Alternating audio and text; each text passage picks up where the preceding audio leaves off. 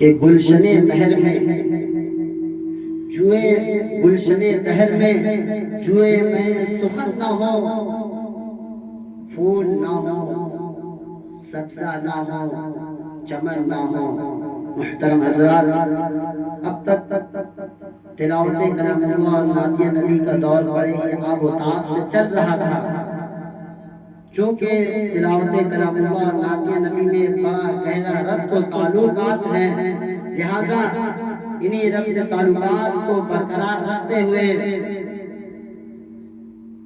ایک طرف نعت ہے جو نعت کی حیثیت ہے وہ گزار کی ہے، تو ایک طرف تقریر کی ہے جو تقریر کی حیثیت گزار کی ہے۔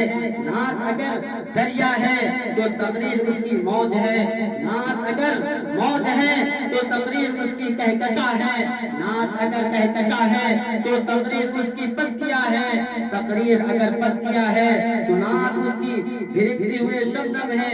لہذا اسی سنگم رشتے کو برقرار رکھتے ہوئے بیان و خطابت کی طرف لیے چلتا ہوں، جہاں علماء کرام کے درمیان ایسے ایسے ناصحانہ الفاظ سے مستفیض ہوتے رہیں گے جن سے میری مراد جناب حضرت حافظ و قاری و مولانا و مفتی محمد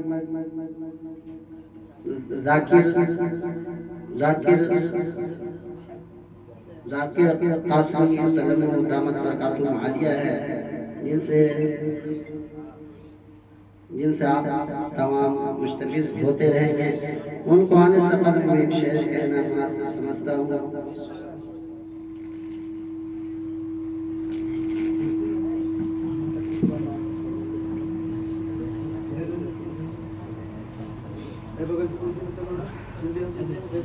یہ نقشہ وقت کا خود سر بدل جائے تو کیا ہوگا، یہ نقشہ وقت کا خود سر بدل جائے تو کیا ہوگا، میرا سر اور تیرا خنجر بدل جائے تو کیا ہوگا۔ ارے ظالم خدا سے ڈر، قیامت آنے والی ہے، ارے ظالم خدا سے ڈر، قیامت آنے والی ہے۔ وہاں انصاف سے منظر بدل جائے تو کیا ہوگا، وہاں انصاف سے منظر بدل جائے تو کیا ہوگا۔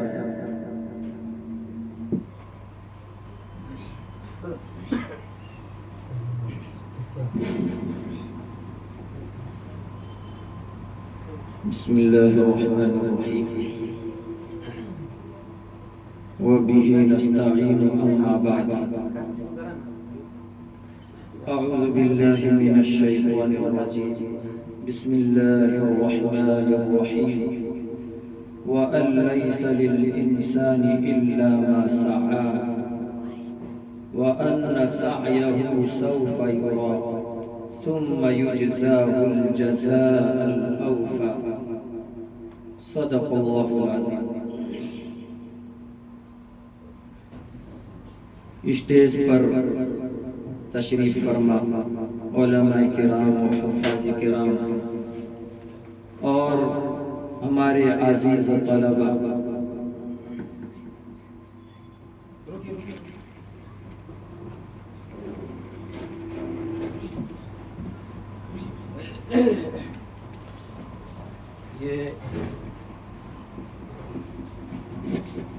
یہ آج جیسا کہ آپ لوگوں کو معلوم ہے کہ یہ پروگرام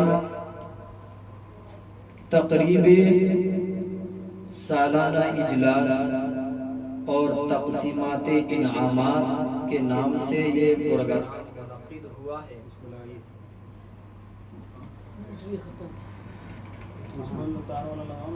میرے عزیز طلبہ،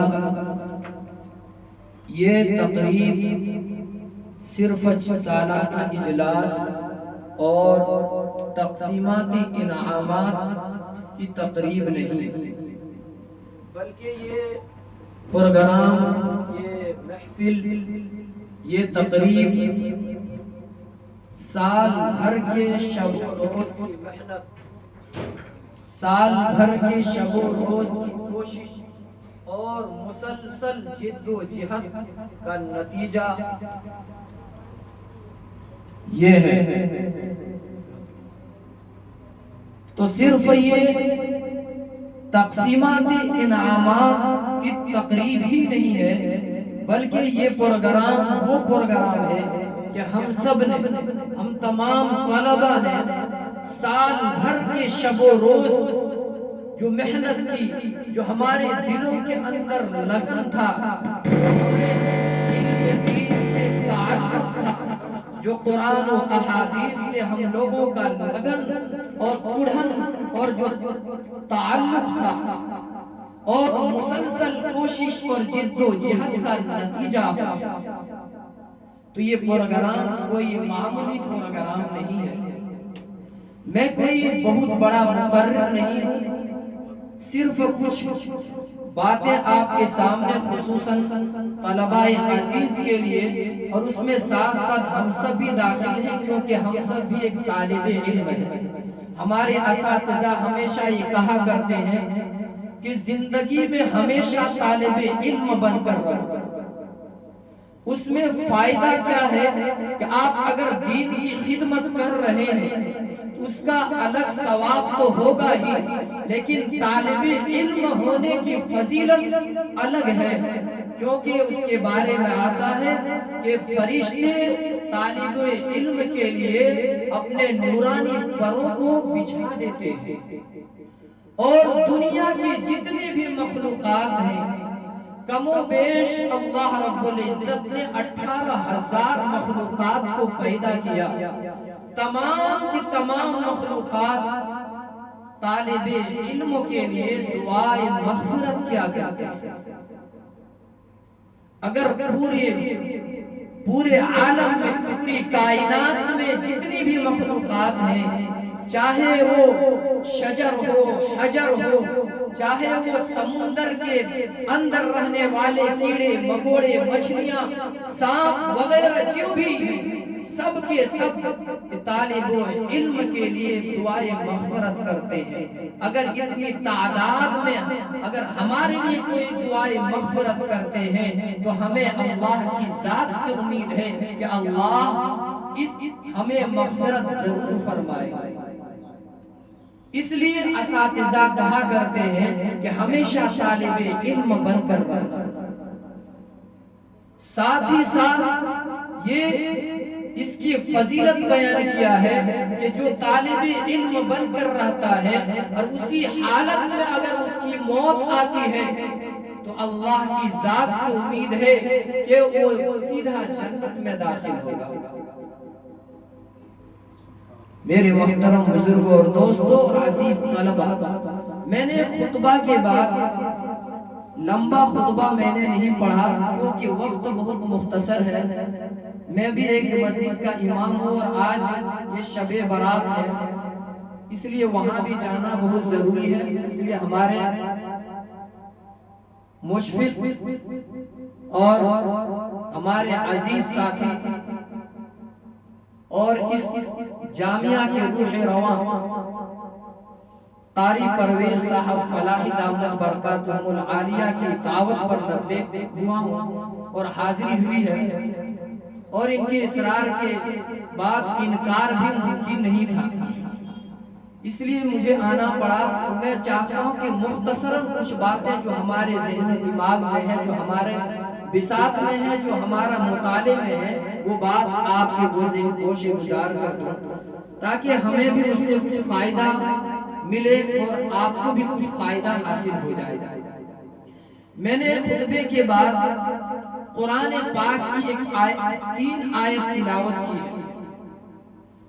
اس آیت کے اندر میں یہ بتانا چاہتا ہوں کہ اللہ کی یہاں ایک دستور ہے، ایک طریقہ ہے، ایک قانون ہے، اور وہ قانون اور دستور کیا ہے؟ اللہ نے ڈنکی کی چوٹ میں اعلان کیا ہے، الیس للانسان الا ما سعی،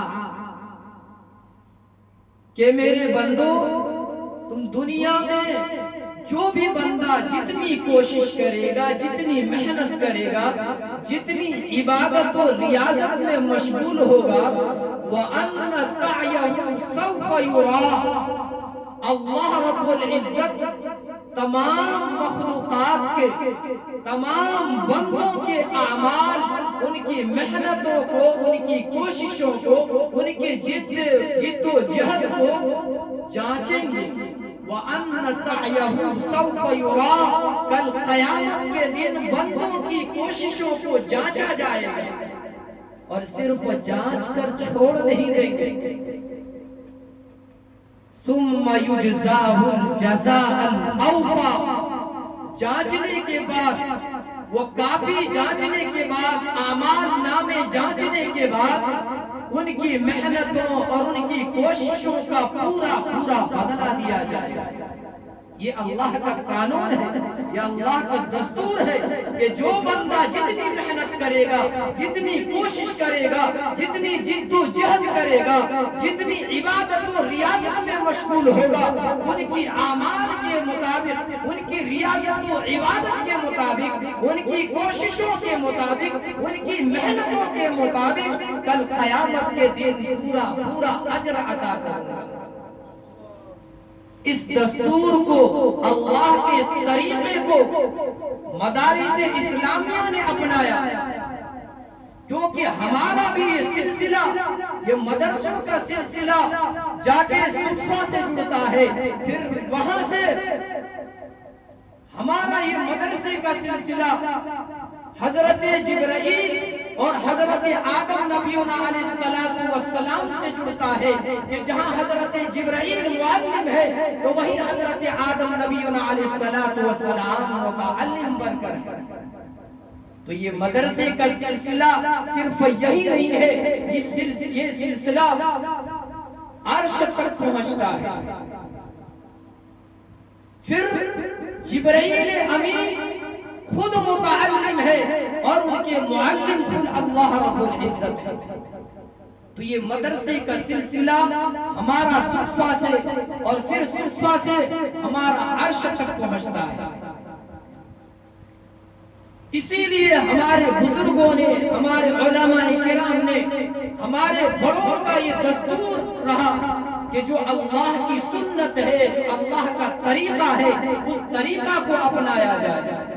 اس لیے مدارس اسلامیہ کے اندر جو طلباء کرام سال بھر جو محنت کرتے ہیں، جو کوششیں کرتے ہیں، جو لگن اور جو ان کا تعلق علم دین سے ہوتا ہے، جو ان کا تعلق اور لگاؤ قرآن سے ہوتا ہے، احادیث مبارکہ سے ہوتا ہے، اس کا نکھار ظاہر کرنے کے لیے، اس سنت کو برقرار رکھنے کے لیے اس دستور پر عمل کیا ہے مدارس اسلامیہ۔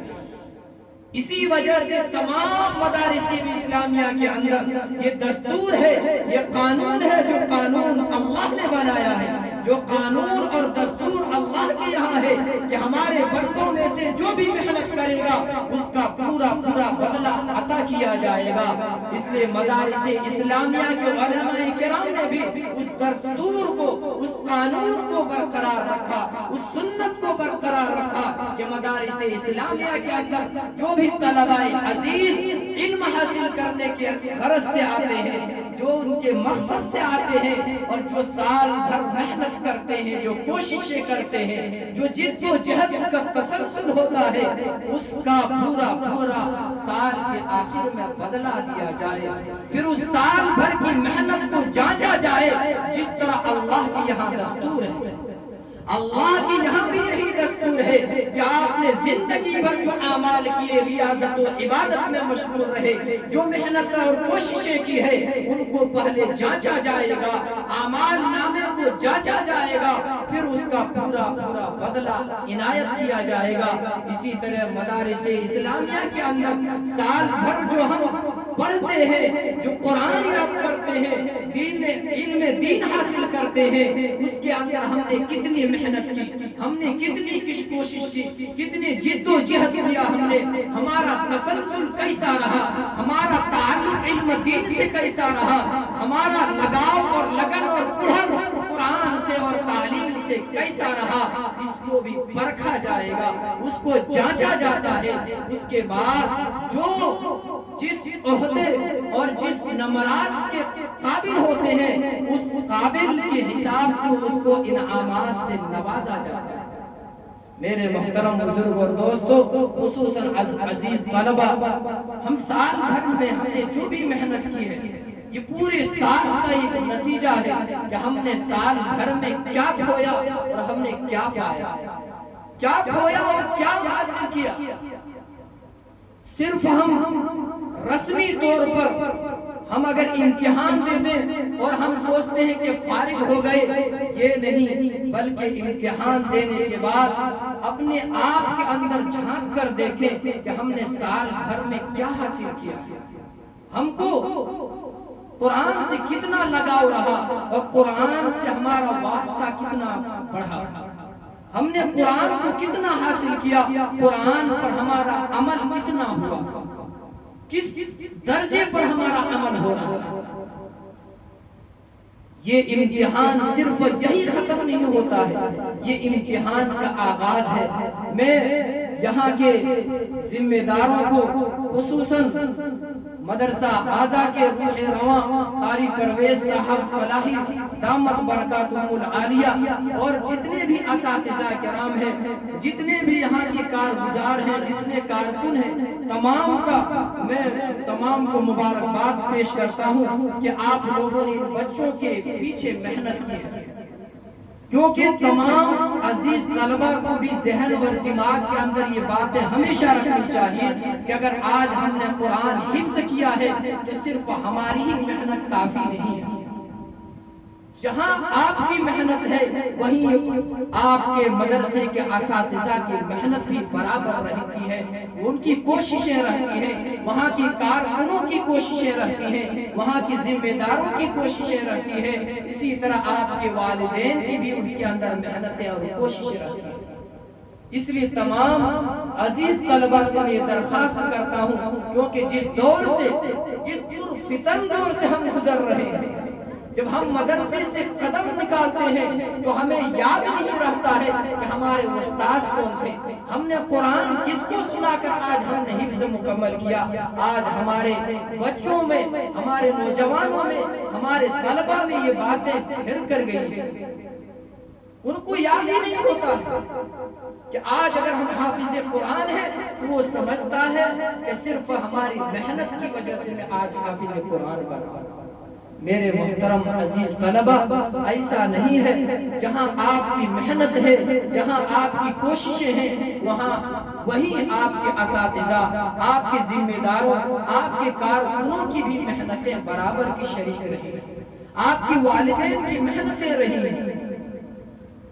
جہاں اگر فخر سے کہتے ہیں کہ میں نے اللہ کو کلام کو حفظ کیا ہے، اللہ سے اگر دعا کرتے ہیں کہ الہ العالمین اس قرآن کی بدولت ہماری مغفرت فرما، تو وہی آپ کے لیے فریضہ بنتا ہے کہ آپ کے اپنے اساتذہ کے لیے، اپنے ذمہ داروں کے لیے، اپنے والدین کے لیے خصوصی طور پر اس دعا میں ان کو شریک کریں۔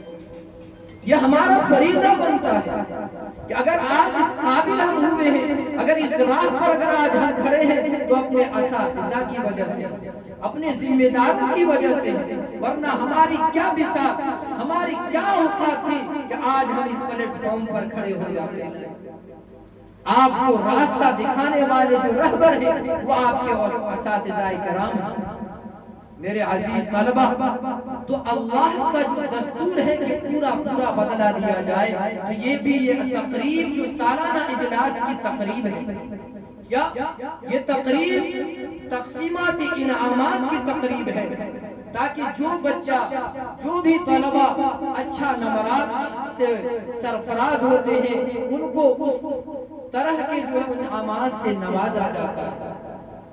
ان تمام طلبہ کو میں مبارکباد پیش کرتا ہوں جو اچھے نمرات سے، جو انہوں نے اچھے نمرات حاصل کیے، اور ان سے میں یہی گزارش کروں گا کہ یہی محنت بلکہ اس سے بڑھ کر محنت کے اپنے اندر تمنا رکھیں، اور یہ ہمیشہ اپنے ذہن و دماغ میں یہ بات رکھیں کہ آج اس محنت کے بلبوتے پر اگر میں آج کھڑا ہوں تو اللہ کی ذات سے امید رکھنا اور اللہ پر بھروسہ رکھنا اور اپنے آپ پر اعتماد رکھنا اور بھروسہ رکھنا کہ میں اس امید سے میں کبھی پیچھے نہیں ہٹوں گا، کیونکہ انسان کا جو مقصد ہوتا ہے، جو وہ ارادہ کرتا ہے، اس ارادے کے مطابق اللہ کی توفیق ملتی ہے۔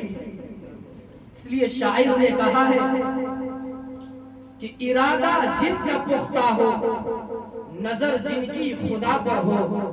ارادہ جن کا پختہ ہو، نظر جن کی خدا پر ہو، تلا تم خیز موجوں سے وہ گھبرایا نہیں کرتے۔ بڑی سے بڑی مشکلات، بڑی سے بڑی مصائب کا اگر سامنا کرنا پڑے، لیکن اگر اس طالب علم کے دل کے اندر جذبہ، اگر شوق ہے، اگر حوصلہ ہے، ہمت ہے، اللہ کی ذات پر بھروسہ ہے، تو اس مصیبت سے کبھی وہ مصائب کو دیکھ کر پیچھے نہیں ہٹے۔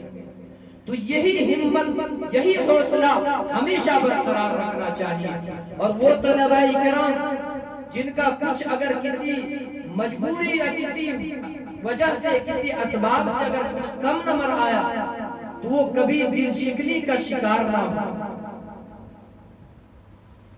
یہ فطری چیز ہے کہ جب ہم کسی چیز، کسی مقصد کی طرف آگے بڑھتے ہیں، اگر تھوڑی بہت اگر ناکامیاں مل جاتی ہے، تو انسان کو اللہ رب العزت نے تھوڑا دلا پیدا کیا ہے۔ اس وقت کے لیے وہ گھبراتا ہے کہ سال بھر میں نے اتنی محنت کی، لیکن اس حساب سے مجھے نمبر نہیں آیا۔ اس میں گھبرانے کی ضرورت نہیں ہے، کیونکہ یہ فطری چیز ہے۔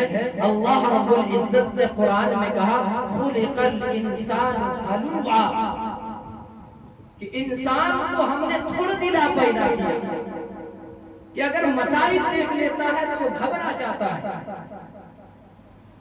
پھر وَإِذَا مَسَّهُ الشَّرُّ جَزُوعًا، جب وہ مصیبتوں کو دیکھتا ہے تو گھبرا جاتا ہے۔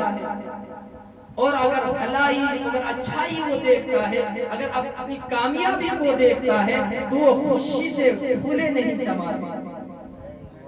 تو وہ بچہ کسی وجہ سے اگر نمبر کم آیا ہے، تو یاد رکھو میرے عزیز طلبہ، کم نمبر آنا یا ناکامی یہی کامیابی کی پہلی سیڑھی ہے، یہی کامیابی کی پہلی زینہ ہے۔ یہاں سے ہمیں محنت کی ضرورت ہے۔ ہم کو چاہیے کہ ہم محنت کریں، اور آئندہ اتنی محنت کرنا ہے، اتنا شوق پیدا کرنا ہے کہ یہ اس سے آگے بھی بڑھ کر جانا ہے۔ میرے عزیز طلبہ، ساتھ ہی ساتھ میں یہ بتاتا چلوں کہ جس دور سے ہم گزر رہے ہیں، اس کے حساب سے میں ایک دو بات آپ کے سامنے عرض کر کے میں اپنی جگہ لیتا ہوں، کیونکہ وقت بھی بہت مختصر ہے۔ کہ آج ہم جب مدرسے میں ہوتے ہیں تو ہم اپنے آپ کو، اپنے طلبہ کو جب دیکھتے ہیں تو احساس ہوتا ہے کہ واقعی ہمیں قرآن سے لگاؤ، ہمیں علم دین سے محبت ہے۔ ہماری شکل و صورت بتاتی ہے کہ ہم وارثین انبیاء ہیں، ہم انبیاء کے وارث ہیں، ہم قرآن کے رکھوالے ہیں۔ اللہ نے ہمیں یہ امانت دی ہے، اس امانت کے ہم امانت دار ہیں۔ قرآن نے یہ قرآن اتنی بڑی نعمت ہے اور اتنے معزز کتاب ہے۔ اللہ رب العزت نے بڑی سی بڑی مخلوقات کو یہ پیش کیا، لیکن ہر کسی نے اس کو انکار کر دیا، لیکن آخرکار انسان نے اس قرآن کو اپنا لیا۔ اِنَّا عَرَضْنَا الْأَمَانَةَ عَلَى السَّمَاوَاتِ وَالْأَرْضِ وَالْجِبَالِ فَأَبَيْنَ أَن يَحْمِلْهَا إِنَّا عَرَضْنَا الْأَمَانَةَ عَلَى السَّمَاوَاتِ وَالْأَرْضِ وَالْجِبَالِ، کہ اللہ رب العزت نے یہ قرآن جیسی امانت آسمان کو، زمینوں کو، پہاڑوں کو عنایت کیا، لیکن اس نے فَأَبَيْنَ انکار کر دیا۔ قرآن میں آگے فرمایا ہے وَأَشْفَقْنَ مِنْهَا وَحَمَلَهَا الْإِنسَانِ، کہ جب انسان کو یہ تحفہ، یہ ہدیہ، یہ امانت دی گئی تو اس نے قبول کر لیا۔ اِنَّهُ كَانَ ظَلُومًا جَهُولًا، کہ انسان بڑے بھولے بھالے، تو اللہ نے یہ امانت ہمیں دی ہے، ہم اس کے رکھوالے ہیں. تو ہم جب تک مدرسے میں ہوتے ہیں ہمیں احساس ہوتا ہے کہ واقعی ہم قرآن کے رکھوالے ہیں، ہمیں علم دین سے محبت ہے، قرآن سے لگاؤ ہے. لیکن جب ہم مدرسے سے دور ہوتے ہیں تو ہماری شکل و صورت سے پتہ چلتا ہے، ایسا محسوس ہوتا ہے کہ ہم نے کبھی قرآن کو دیکھا ہی نہیں. اس لیے عزیز طلبہ، جو اس دور میں جو ہم گزر رہے ہیں، جس حالات سے گزر رہے ہیں، اس حالات کے مطابق میں ایک بات آپ کے سامنے عرض کر دوں کہ اپنی شکل و صورت کو بنائے رکھیں، اپنے وقار کو بنائے رکھیں. ایسا محسوس ہو آپ کی شکل و صورت دیکھ کر، آپ کی عادت، آپ کے اخلاق و کردار کو دیکھ کر ایسا محسوس ہو کہ واقعی قرآن کے رکھوالے ہیں، قرآن کے امین ہیں، یہ قرآن کے حافظ قرآن ہیں، یہ علم دین سے شغف رکھنے والے ہیں. میں ایک واقعے کی طرف لے چلتا ہوں. حضور پاک علیہ السلام مجلس میں تشریف فرما ہے. ایک صاحب سامنے سے گزر رہے تھے، ان کا بال پراگندہ، ان کے کپڑے میلے کچیلے تھے. آپ علیہ السلام نے ان سے بلا کر پوچھا، بتاؤ آپ کے پاس کیا اتنی دولت نہیں کہ آپ صاف ستھرے کپڑے پہن سکیں؟ کیا آپ کے لیے کے پاس کنگھی نہیں ہے کہ اس پراگندہ بال کو درست کر سکیں؟ تو اس نے جواب دیا کہ میرے پاس ہزاروں اونٹ ہیں، ہزاروں بکریاں ہیں، ہزاروں گھوڑے ہیں، مال و دولت کی کمی نہیں ہے. تو حضور پاک علیہ السلام نے ارشاد فرمایا، تو پھر اس دولت اور مال کے کیا کرنا کہ آپ اتنے پراگندہ، اتنے میلے کچیلے ہو، جاؤ اور کنگھیاں خریدو، اور دولت کی وجہ سے جو دولت تمہارے پاس ہے اس سے کپڑا خرید کر جو اللہ نے تمہیں نعمت دی ہے اس نعمت کا اظہار بھی ہونا چاہیے.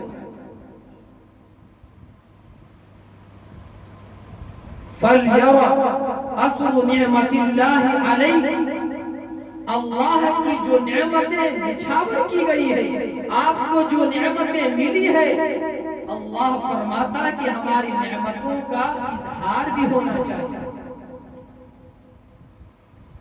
تو یہ تو دنیاوی چیز ہے. یہ مال و دولت کے بارے میں اللہ کے نبی نے فرمایا کہ اللہ نے یہ نعمت دی ہے، اس کا اظہار ہونا چاہیے، جبکہ یہ وہ نعمت ہے کہ دنیا ہی کے اندر ختم ہو جانے والی ہے. لیکن اللہ رب العزت نے ہمیں اور آپ کو وہ دولت سے نوازا ہے جو کبھی ختم ہونے والی نہیں ہے. وہ دولت ہے قرآن مقدس. قرآن کی کتاب جو معزز اور مقدس کتاب ہے، جو اس دھرتی پر، اس روئے زمین پر سب سے مقدس کلام ہے. اس نعمت سے ہمیں مالا مال کیا ہے، اس کا اظہار بھی ہونا چاہیے.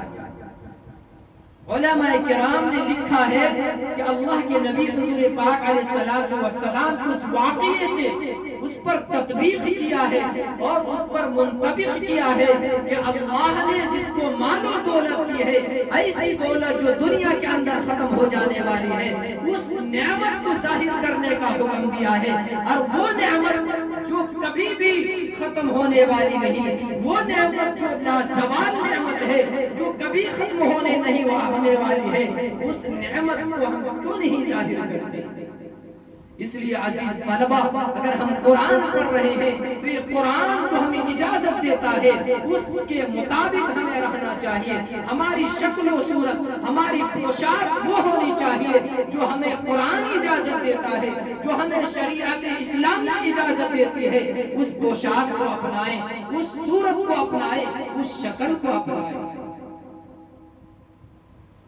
تابعین میں سے بہت بڑے محدث گزرے ہیں. امام ربیعۃ الرائے رحمت اللہ علیہ، ان کی فضیلت اور ان کی شان کے لیے اتنی بات کافی ہے کہ یہ حضرت امام ابو حنیفہ رحمت اللہ علیہ اور امام مالک رحمت اللہ علیہ کے استاد ہیں. ان کا مقام امام مالک رحمت اللہ علیہ کے یہاں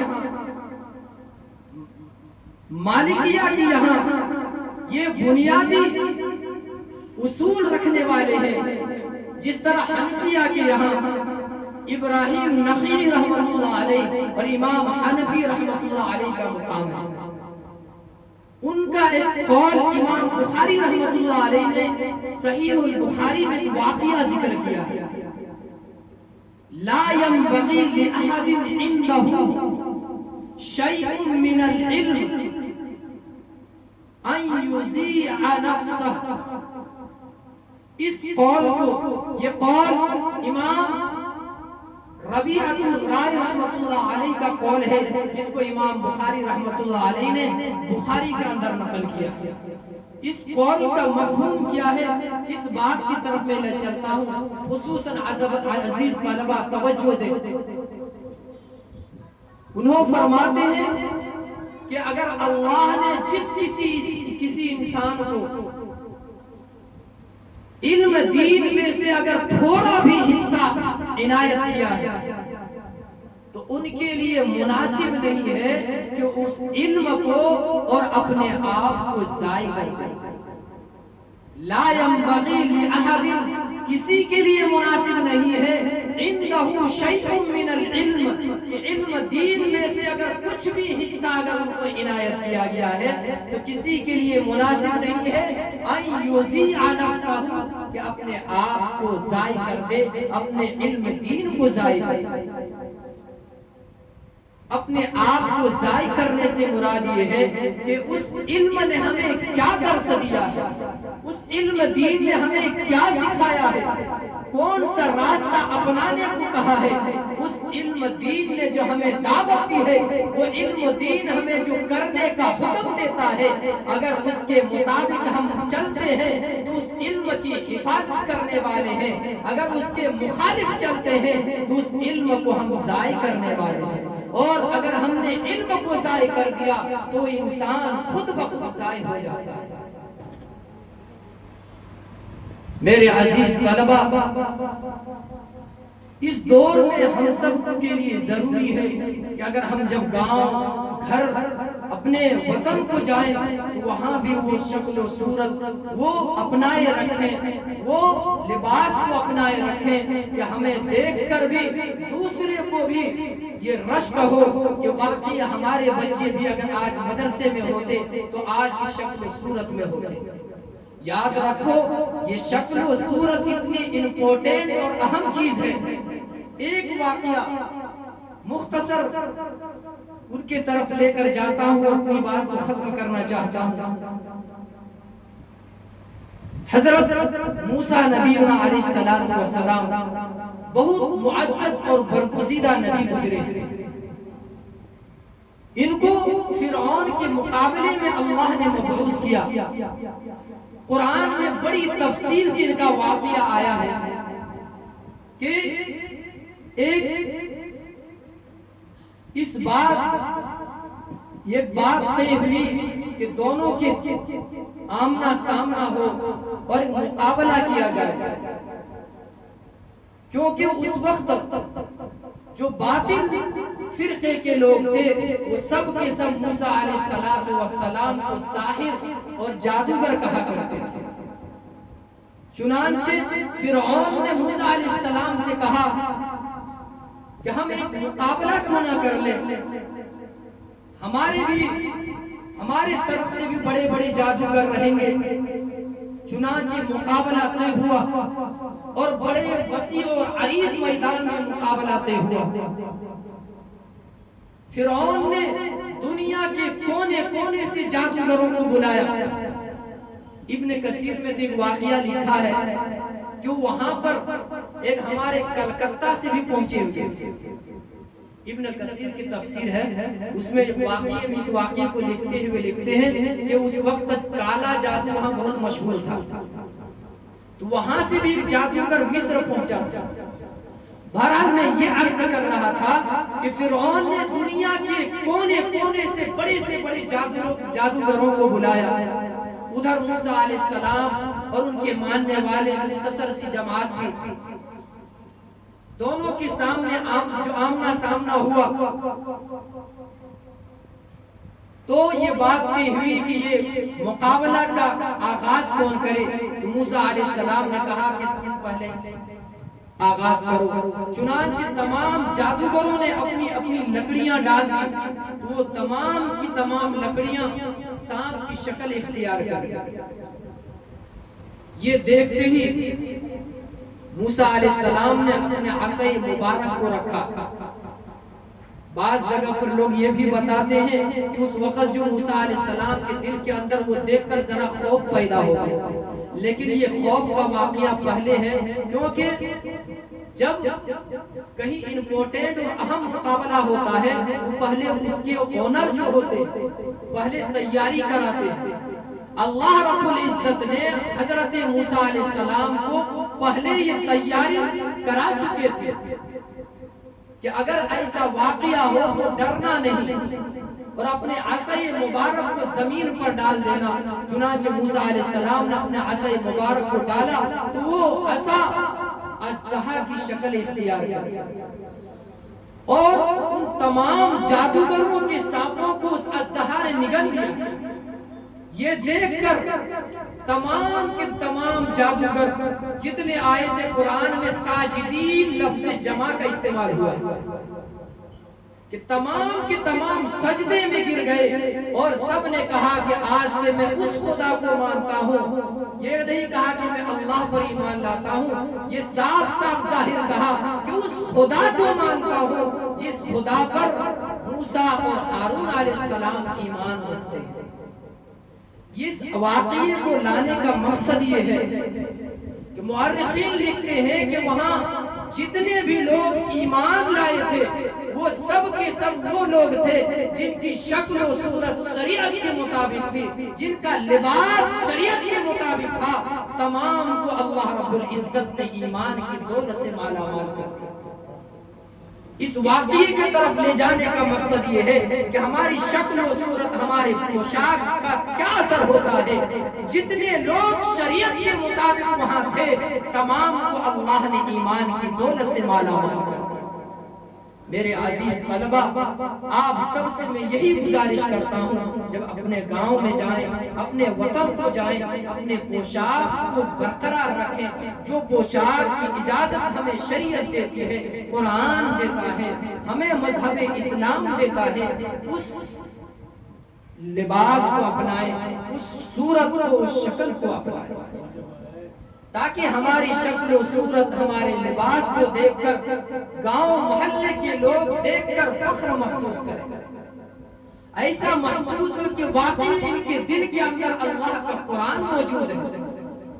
اللہ کا قرآن کے جو عرفانی حالات ہیں اس کے شکل و صورت سے ظاہر ہو رہی ہے۔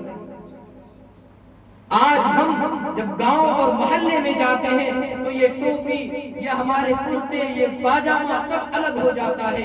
ہم ایسے لباس کو اختیار کرتے ہیں کہ دیکھنے والے کو احساس بھی نہیں ہوتا کہ یہ طالب علم ہے، یہ طالب دنیا ہے۔ ہمارے وہ بچے جو دنیاوی علوم کو حاصل کرتے ہیں اور ہمارے وہ بچے جو علم دین کو حاصل کرتے ہیں، دونوں میں کوئی امتیاز باقی نہیں رہتا ہے۔ قرآن کا یہ اعجاز ہے کہ جنہوں نے قرآن کو اپنایا ہے، جنہوں نے قرآن سے تعلق جوڑا ہے، اللہ نے اس کو مقام کو بلند کر دیا ہے۔ تاریخ کی کتابیں بھری پڑی ہوئی ہے ایسے ایسے واقعات سے کہ جنہوں نے بھی قرآن سے دلچسپی رکھی ہے، جنہوں نے قرآن سے شغف رکھا ہے، جنہوں نے قرآن کو اپنایا ہے، جنہوں نے قرآن سے محبت کی ہے، اللہ نے اس کے مقام کو بلند کر دیا ہے۔ قرآن ڈنکے کی چوٹ میں اعلان کرتا ہے کہ جنہوں نے علم دین کو حاصل کیا ان کے درجات کو بلند کر دیتے ہیں۔ میرے عزیز طلبہ، وقت بہت کم ہے اور ہمارے اسٹیج پر اور حفاظ کرام، علماء کرام بھی تشریف فرما ہیں، خصوصاً جامعہ حاضہ کے روح رواں یہاں تشریف رکھتے ہیں، وہ بھی آپ سب سے کچھ نصیحتیں فرمائیں گے۔ ساتھ ہی ساتھ میں یہ حالات کے مطابق میں ایک بات آپ کے سامنے پہنچا دوں کہ جس حالات سے ہم گزر رہے ہیں تو سفر بھی احتیاط سے کرنا ہے۔ جب سفر ہم کریں، گاڑی پر جب بیٹھے تو اطمینان سے وقت رہتے ہوئے ہم پہنچیں۔ اگر ہم راستہ کراس کر رہے ہیں، اگر ہم راستہ پار کر رہے ہیں تو چاروں طرف دیکھ کر جائیں۔ اسی طرح کیونکہ یہ آپ لوگ بھی دیکھے ہوں گے فیس بک پر یا سوشل میڈیا کا زمانہ ہے، اس طرح کی نصیحتیں آ رہی ہیں کہ ابھی جو ہے 15-20 دن پہلے جو ہے ہمارے وطن بہار میں یہ ایگزام تھا وسطانیہ فوقانیہ کا، تو یو پی کے کچھ بچے جو آئے تھے اسی کے غرض سے، تو کچھ وہاں کے عناصر گنڈے قسم کے موالی قسم کے بچے نے ان بچوں کو جو ہے گھیر لیا اور ان کو پریشان کرنا شروع کیا۔ لیکن وہ آٹو کا ڈرائیور بھی مسلمان تھا، انہوں نے جو ہے اپنی ہمت کر کے کسی طرح سے وہاں سے نکل گئے۔ بہرحال کچھ نقصان تو نہیں ہوا لیکن جو ہے گھیراؤ کیا۔ تو اس طرح کے 2-3 واقعہ ابھی جو 15-20 دن کے اندر آیا ہے، اور ہمارے خود بہار میں جیسی حکومت ہے، جس حکومت سے آج ہمیں بھی ڈر محسوس ہو رہا ہے، جیسے حالات پیدا ہو رہے ہیں، اس لیے ہمیں احتیاط کر لینا ضروری ہے۔ اگر ہم سفر کر رہے ہیں تو جن کو ہم نہیں پہچانتے ہیں ان کے ہاتھ سے کچھ لینا، کھانا پینا، اس سے احتیاط کر لینا بہتر ہے۔ ہم اگر ہر اسٹیشن پر نہ اترے بلکہ اس اسٹیشن پر اترے جہاں 15 سے 20 منٹ اگر گاڑی ہماری رکتی ہے، وہ بھی وہ بچہ، وہ طالب علم اترے جن کو شعور ہے، جو جانتا ہے، ہر کوئی نہ اتر جائے، کیونکہ یہ ہماری قوم کی امانت ہوا۔ خصوصاً ہمارے مدرسے کے جتنے نگراں ہیں، جن کے ذمہ دار ہیں، میں دل کی بات کہتا ہوں، آپ لوگوں کو احساس ہو یا نہ ہو، جو ذمہ دار ہوتے ہیں، جن کو لگاؤ ہوتا ہے جو طلباء کرام سے، جب تک وہ بچے گھر نہیں پہنچ جاتے ہیں ان کے دل کے اندر یہ خوف ہوتا ہے کب تک پہنچے گا۔ جو بھی اساتذہ ہوتے ہیں جو سال بھر ان کے درمیان رہتے ہیں، دلی لگاؤ، دلی محبت ہو جاتی ہے، تو ان کو یہ دل کے اندر یہ باتیں آتی ہے کہ جب تک وہ بچہ نہیں پہنچ جاتا ہے ان کو سکون نہیں ملتا ہے۔ اور یہ ہونا چاہیے، کیونکہ ہم جس علم سے جڑے ہوئے ہیں وہ علم ہمیں کہتا ہے کہ ہم ایک دوسرے کے جسم کے حصے ہیں۔ اگر کسی ایک کو تکلیف پہنچے تو دوسرے کو بھی احساس ہونا چاہیے۔ میرے عزیز طلبہ، اس لیے حالات حاضرہ کے مطابق اپنا سفر برقرار رکھیں اور اپنے گاؤں محلے وطن میں وہ شعار اپنا برقرار رکھنے، اپنا وقار کو برقرار رکھیں۔ وہاں بھی نماز کی پابندی کریں، قرآن کی تلاوت کی پابندی کریں۔ اگر 24 گھنٹہ جس طرح ہم مدرسے میں پڑھتے نہیں ہوتا ہے تو 24 گھنٹے میں اگر آدھا گھنٹہ بھی اگر نکالیں تو مجھے امید ہے کہ گاؤں کے ہر آدمی کہے گا کہ بہت پابند بچہ ہے، ان کو بہت لگاؤ ہے۔ کیونکہ گاؤں محلے میں ایسا ماحول ہوتا ہے کہ قرآن سال مسجد میں پڑا رہتا ہے، کوئی تلاوت کرنے والا نہیں۔ اگر آپ آدھا گھنٹہ اگر تلاوت کریں تو ہر کوئی یہ دل دادا ہوگا کہ ان کو قرآن سے بہت لگاؤ ہے۔ میں زیادہ وقت نہ لیتے ہوئے میں انہی چند باتوں پر اپنی بات کو ختم کرتا ہوں۔ وما علینا الا البلاغ۔